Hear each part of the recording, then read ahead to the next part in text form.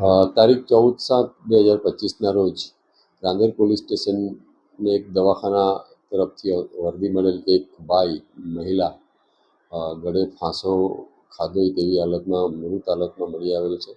જે બાબતે તાત્કાલિક રાંદેર પોલીસે રિસ્પોન્સ કરતા અમો તેમજ રાંદેર પીઆઈ સાથે સિવિલ હોસ્પિટલ પહોંચી ગયેલા અને ત્યાં જઈ મરણ જનારના વાલી વારસો આવી ગયેલો હોય તેમની જાહેરાત લઈ અકસ્માત મોત દાખલ કરવામાં આવેલ હતું.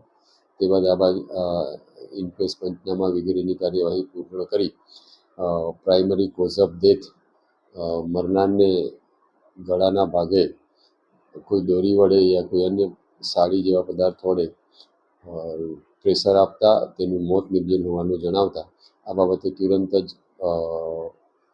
આઈપીસી 103(1) મુજબ ગુનો દાખલ કરવામાં આવેલ હતો. આ બાબતે તપાસ કરતા મરનારને તેના પતિ રાહુલ મછાર સાથે કામે નહીં આવવા બાબતે સતત બોલાચાલી છેલ્લા 3 દિવસથી ચાલી રહેલ હોય.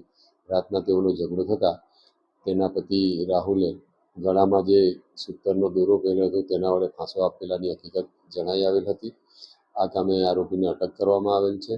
આરોપી અને મરનારને છેલ્લા 2 વર્ષથી પ્રેમ લગ્ન કરેલ હતા. તેઓને એક સંતાન પણ છે. આગળની વધુ તપાસ ચાલુ છે.